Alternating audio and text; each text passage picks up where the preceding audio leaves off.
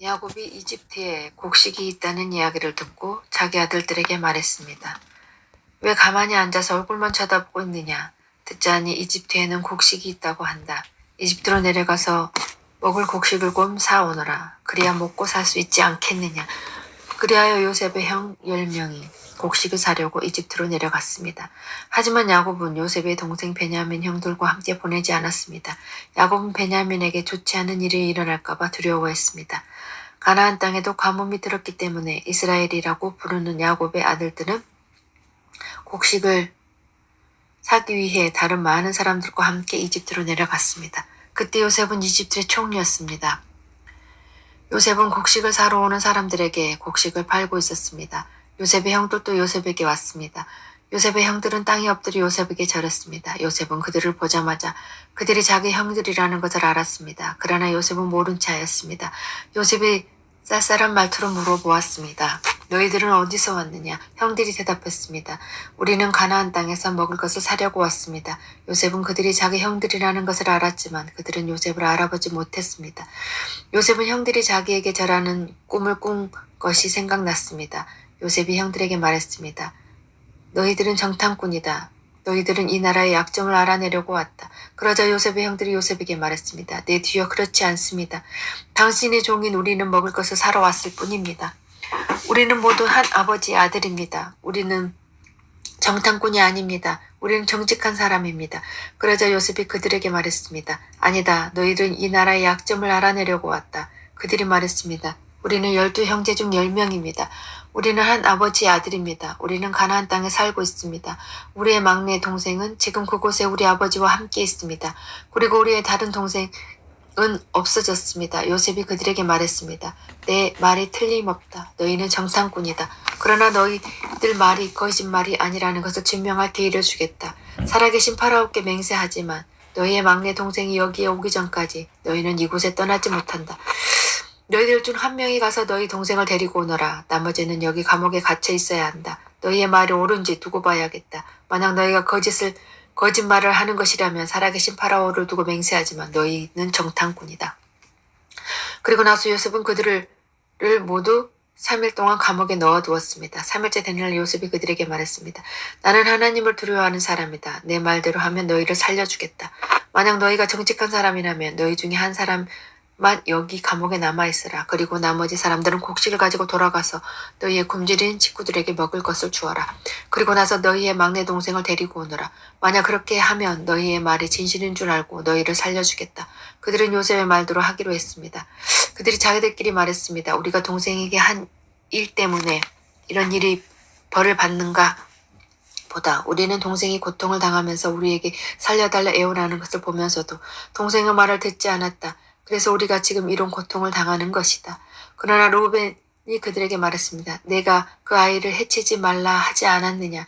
그런데 또 너희는 내 말을 듣지 않았다. 그 아이에게 한 일 때문에 우리가 지금 이런 일을 벌을 받고 있는 것이다. 요셉은 자기 형들에게 말할 때 통역하는 사람을 통해서 말을 했습니다. 그래서 형들은 요셉이 자기들끼리 하는 말을 알아들을 거라고 생각하지 못했습니다. 요셉은 형들이 있는 곳에서 나와서 울었습니다.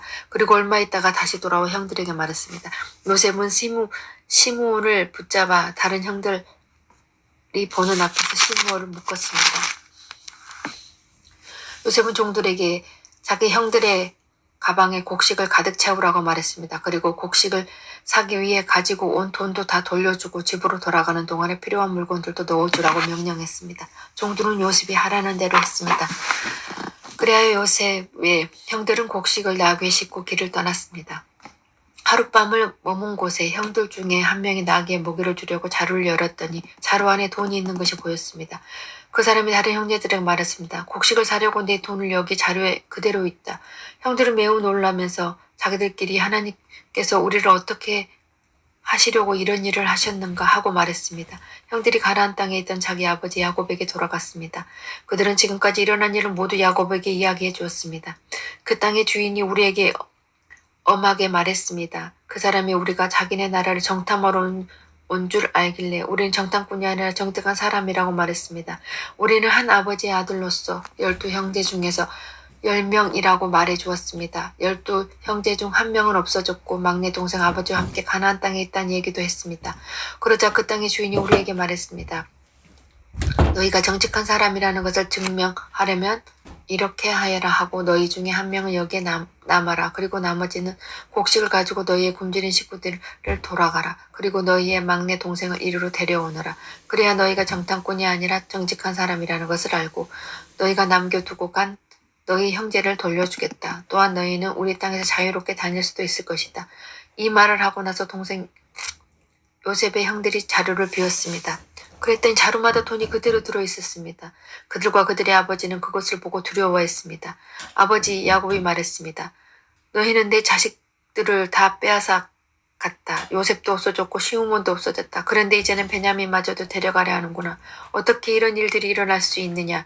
그러자 르우벤이 아버지에게 말했습니다. 제가 만약 베냐민을 아버지께 다시 데려오지 못한다면 제 두 아들을 죽여서도 좋습니다. 베냐민을 저에게 맡겨주십시오. 아버지께 다시 데리고 오겠습니다. 그러나 야곱이 말했습니다. 베냐민이 너희와 함께 보낼 수 없다. 베냐민의 형은 죽었다. 이제 베냐민은 내 아내 라헬이 남긴 마지막 아들이다. 베냐민이 이집트로 가는 동안 어떤 끔찍한 일이 일어날지 모른다. 그렇게 되면 나는 죽는 날까지 슬퍼하게 될 것이다. 가나안 땅에는 아직도 가뭄이 계속되었습니다. 야곱의 가족은 이집트에서 가져온 곡식을 다 먹었습니다. 그래서 야곱이 아들에게 말했습니다. 이집트로 다시 가서 먹을 음식을 좀 더 사오너라. 그러자 유다가 야곱에게 말했습니다. 그 땅의 총리는 우리에게 매우 엄하고 경고했습니다. 그 사람은 너희 동생을 데려오너라. 그렇게 하지 않으면 다시는 나를 볼 수 없을 것이다 라고 말했습니다.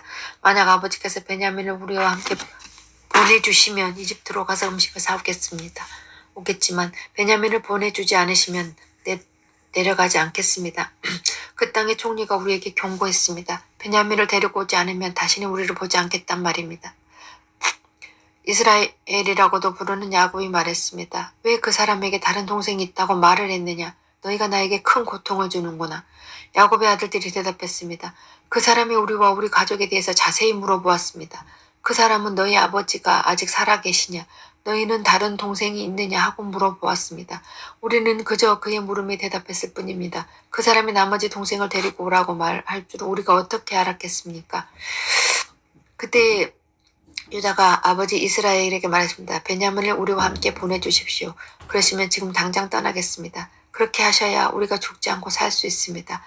아버지와 우리 자식들이 살 수 있습니다. 제가 틀림없이 베냐민을 잘 돌보겠습니다. 제가 책임지겠습니다. 만약 제가 아버지께 베냐민을 다시 데리고 오지 못한다면 죽을 때까지 저를 욕하셔도 좋습니다. 이렇게 시간을 낭비하지 않았다면 벌써 2번은 다녀왔을 것입니다. 그러자 그들의 아버지 이스라엘이 말했습니다. 정 그렇다면 이렇게 하여라. 우리 땅에서는 나는 것 중에서 가장 좋은 음식을 너희 자루에 속에 담아 가거라. 그리고 그것을 그 사람에게 선물로 주어라. 유향과 꿀을 가져가고 향료를 모략과 유향나무 열매를 아몬드를 가져가거라. 이번에는 돈도 2배로 가지고 가거라. 지난번에 너희 잘 속에 놓였던 돈을 돌려주어라. 아마 실수로 그런 일이 있었던 것 같다. 그러나 베냐민을 데리고 가거라. 이제 길을 떠나 그 사람들에게 가거라. 전능하신 하나님께서 그 사람 앞에서 너희에게 자비를 베푸셔서 그 사람이 시므온과 베냐민을 돌려보내주기를 빈다. 내 아이들을 잃어도 어쩔 수 없다. 그리하여 야곱의 아들들은 선물과 2배의 돈과 베냐민을 데리고 서둘러 이집트로 내려가 요셉에게 섰습니다.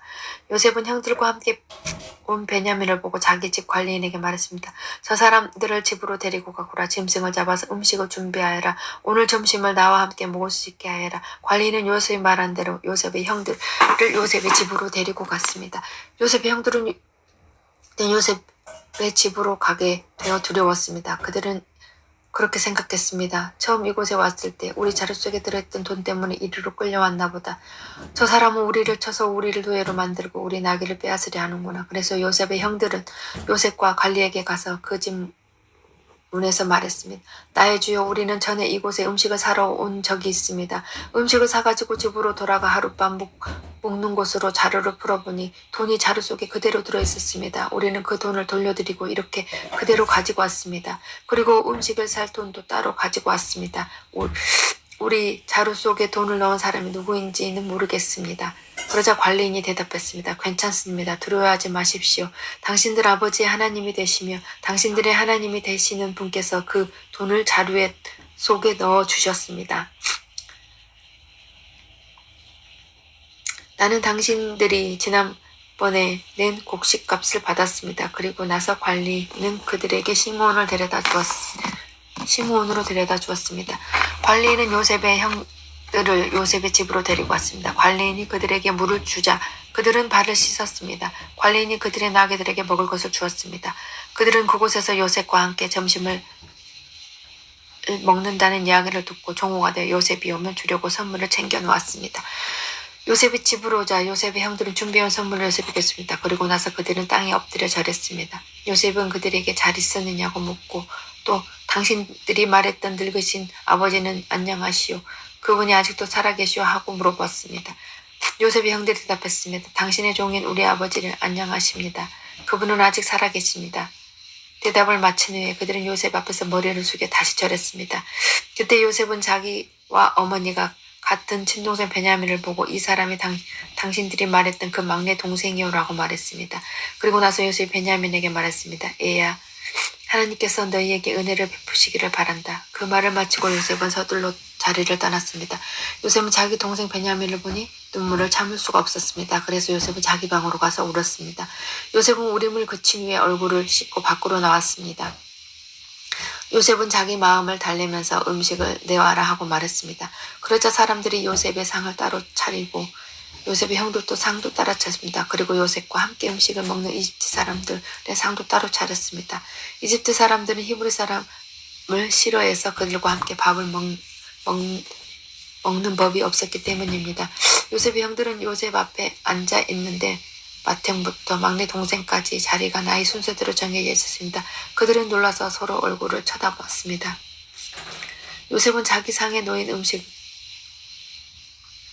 형들의 상에 가져다 주게 했는데 베냐민에게는 다른 사람들보다 5배나 더 주었습니다. 요셉의 형들은 요셉과 함께 먹고 마시며 즐거워했습니다. 그 후에 요셉이 자기 집의 관리인에게 명령했습니다. 저 사람들의 자료에 곡식을 넣을 수 있는 대로 넣어라. 그리고 그 곡식 자료에 돈도 넣어주어라. 그리고 내 은잔을 저 막내 동생의 자루에 넣어라. 그리고 그 자루에 돈도 넣어라. 관리인은 요셉이 말한 대로 했습니다. 새벽에도 형들은 나귀를 끌고 길을 떠나게 되었습니다. 그들이 떠난 지 얼마 되지 않아서 요셉이 자기 관리인에게 말했습니다. 그 사람들 뒤쫓아라. 그 사람들을 붙잡게 되면 왜 선을 악으로 갚느냐. 너희들이 훔친 자는 내 주인의 술을 마실 때 쓰는 것이다. 그리고 꿈을 해몽하실 때 그 잔을 쓰신다. 너희가 몹쓸 짓을 했다 말하여라. 그래야 관리인은 요셉의 형들을 쫓아가서 요셉이 하라고 한 대로 말했습니다. 그러나 요셉의 형들은 관리인에게 말했습니다. 왜 그런 말씀을 하십니까? 우리는 그런 일을 할 사람들이 아닙니다. 우리는 우리 자리 속에 있던 돈도 당신에게 다시 돌려주겠다 했습니다. 우리는 그 돈을 가나안 땅에서 다시 가지고 왔습니다. 그런 우리가 당신 주인에게 내 집에서 은이나 금을 훔칠 리가 있겠습니까? 만약 그 은잔이 우리들 중에 누군 자료에 나온다면 그 사람을 죽여도 좋습니다. 그리고 우리는 당신의 노예가 되겠습니다. 관리인이 말했습니다. 당신은 말대로 하겠소. 하지만 은잔을 훔친 사람만 내 종으로 삼을 것이요. 다른 사람들은 그냥 가둬줬소. 그래야 모든 형제들의 서둘러 자들을 내려서 풀었습니다. 관리인이 맏형에서 막내 동생이 이르게 한 사람씩 자루를 살펴보았습니다.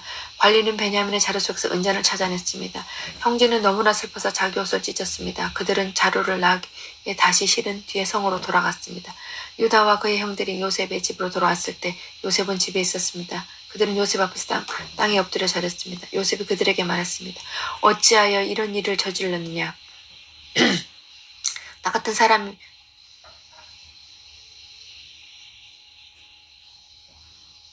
사람이라면 이런 일쯤 점을 쳐다 다 알아낼 수 있다는 것을 몰랐느냐. 유다가 말했습니다. 총리님께서 무슨 말씀을 드릴 수 있겠습니까? 그리고 우리가 죄가 없다는 것을 어떻게 보여드릴 수 있겠습니까? 하나님께서 우리의 죄를 드러내셨습니다. 그러니 이 잔을 훔친 베냐민뿐 아니라 우리 모두에게 총리의 종이 되겠습니다. 그러나 요셉이 말했습니다. 그런 일을 내게 있을 수 없다. 오직 은잔이 이 짐 속에서 발견된 사람만 내 노예가 될 것이다. 나머지 사람은 자유롭게 너희 아버지에게 돌아가라 라도 좋다. 그러자 유다가 요셉에게 말했습니다. 총리님께 한 말씀 드릴 테니 허락해 주십시오. 제발 저에게도 의뢰하지 마십시오. 총리님은 파라오만큼이나 높으신 분입니다. 전에 저희가 여기에 왔을 때 총리님은 너희에게 아버지나 다른 형제가 있느냐고 물어보셨습니다. 그때 저희에겐 늙은 아버지가 계십니다. 그리고 동생이 있습니다. 저희 동생은 아버지가 늙으셨을 때에 난 아들인데 저희 막내 동생의 형은 죽었습니다. 그래서 그 막내 동생이 그 어머니의 마지막 남은 아들이 되었습니다. 우리 아버지는 그 아들을 매우 사랑하십니다. 대답했습니다. 그러자 총리님은 저희에게 그 동생을 데리고 오너라 그 사람을 보고 싶다 하고 말씀하셨습니다. 우리는 총님께 그 어린아이는 자기 아버지께를 떠날 수 없습니다. 만약 그 아이가 아버지를 떠나면 아버지는 돌아가시고 말 것입니다. 라고 말했습니다. 하지만 총리님은 너희 막내 동생을 데리고 와야 한다. 만약 데리고 오지 않는다면 다시는 나를 못 볼 줄 알아라고 말씀하셨습니다. 그래서 저희는 저희 아버지에게 돌아가서 총리님께서 말씀하신 대로 말씀드렸습니다. 얼마 뒤에 저희 아버지께서 다시 가서 곡식을 좀 사오너라 하고 말씀하셨습니다. 그래서 저희가 아버지께 말씀드렸습니다. 막내 동생과 함께 가는 것이 아니라면 갈 수 없습니다. 막내 동생을 데리고 가지 않으면 총리를 만날 수 없을 것입니다. 그러자 제 아버지께서 저희에게 말씀하셨습니다. 너희도 알듯이 내 아내 라헬은 내게 두 아들을 낳아주었다. 그런데 한 아들은 나를 떠났다. 나는 그 아이를 틀림없이 들짐승에 찢겨 죽었다고 생각한다. 그 아이가 나를 떠난 뒤로 나는 그 아이를 한 번도 보지 못했다. 그런데 너희가 이제는 이 아이마저 내게서 빼앗아 가려고 하는구나. 이 아이에게 어떤 좋지 않은 일이 일어날지 모른다. 그렇게 되면 나는 죽을 때까지 슬퍼하게 될 것이다.